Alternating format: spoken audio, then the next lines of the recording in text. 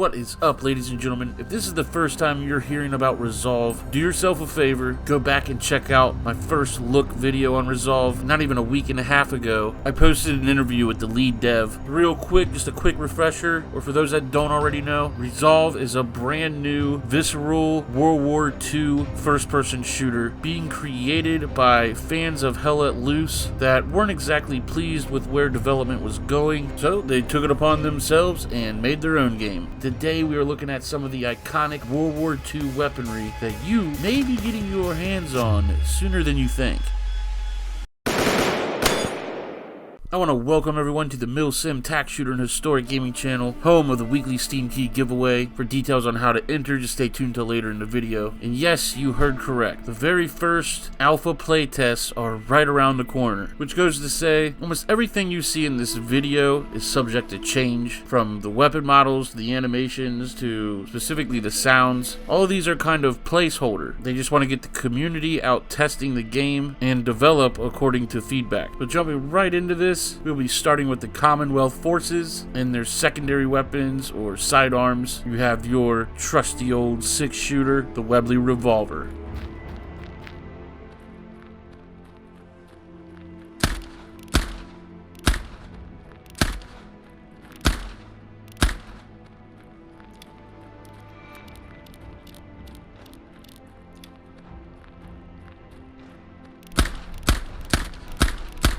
The Browning high power.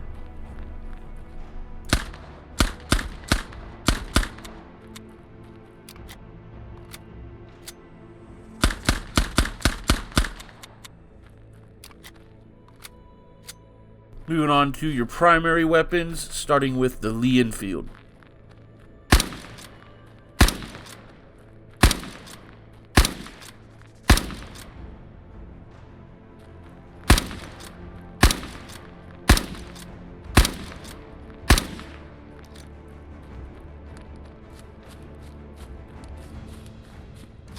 Now, this next one is a kind of rarity. One of the first, and certainly Britain's first, self-loading rifle, or semi-automatic rifle, developed before World War I, seeing little action. The Farquhar-Hill will be a sort of oddity on the battlefield.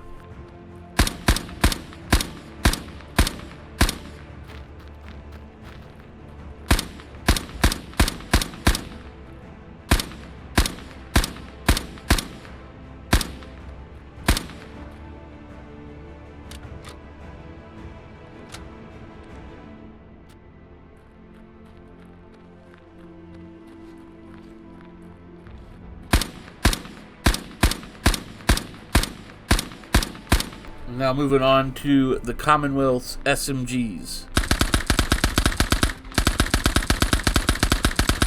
The Sten. I really don't think the Sten gets as much credit as it should. This thing was mass produced. It was also very popular among resistance groups, as they were very cheap to make, very concealable. We would drop pallets of these things in the hot spots.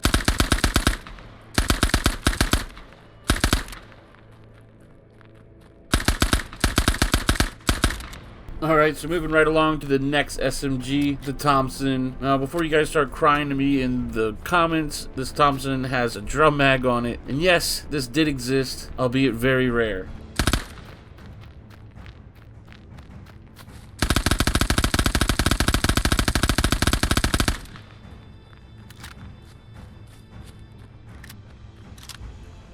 Moving on, the sole weapon for the Commonwealth marksman class, none other than your trusty Lee Enfield with a scope slapped on her.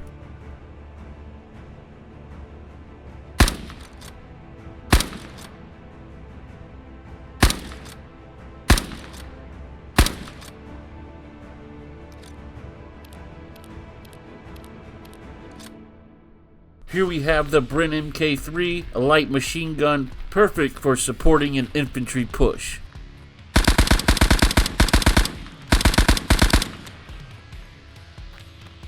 Another big machine gun, yet relatively mobile, we have the Lewis gun. Here's another weapon used in World War I, often found field time in World War II.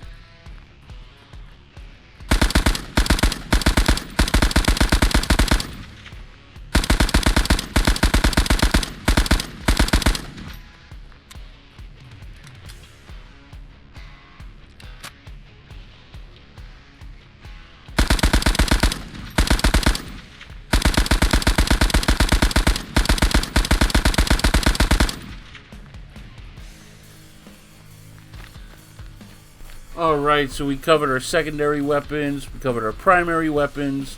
What about the good old utility belt? Here you have the Commonwealth binoculars.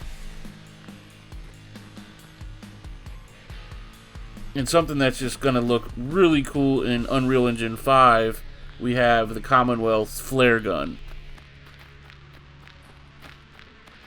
Notice here that time is going in fast forward, so you can show the flare off in nighttime.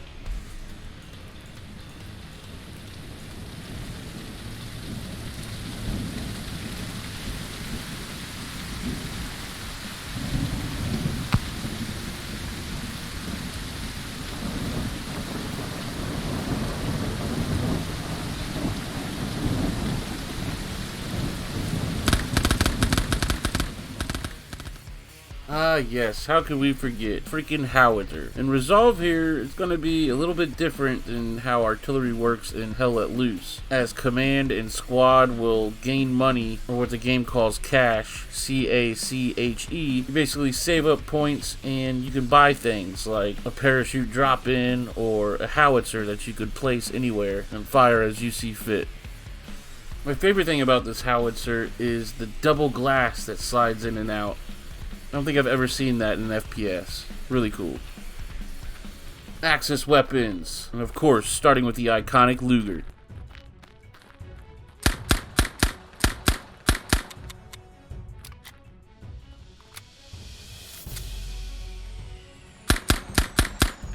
The C96 Mauser, known as the broom handle. Well, because that's what its detachable stock looked like.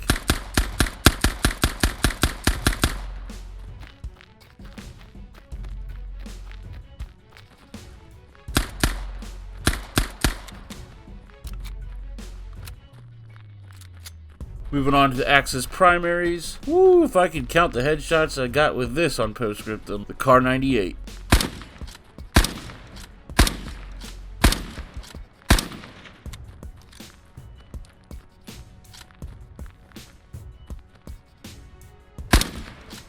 The German semi-automatic Gewehr.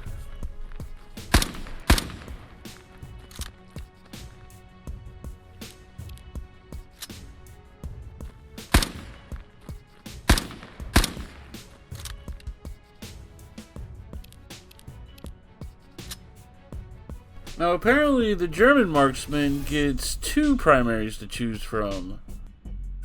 We're looking at the Kar 98 first, simply with a scope on it.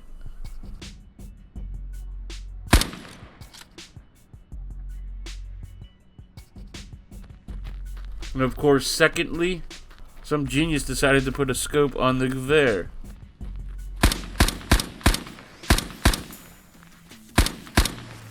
Probably going to be my favorite weapon. Moving on to the Axis submachine guns. The only one right now in Resolve, the iconic MP40.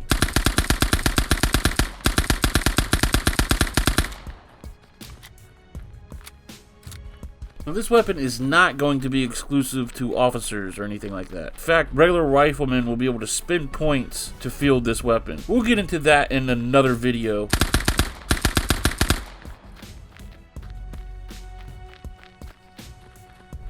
Yes, one of the coolest weapons in World War II. It's almost like this gun came back from the future. The FG-42.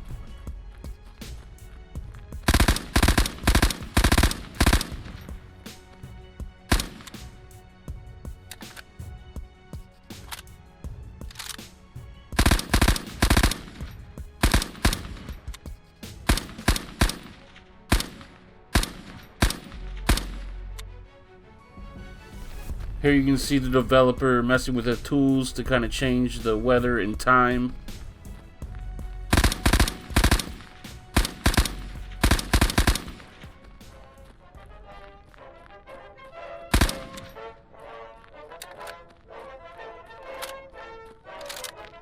Here you have probably the best weapon in the game, arguably, the FG-42, not only with a scope, but also a bipod.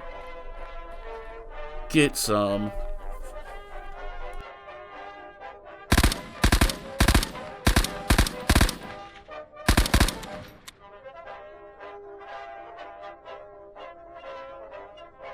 Last but certainly not least, the MG42. Maybe only the sound of the Stuka instilled more fear than the sound of this buzzsaw rattling off.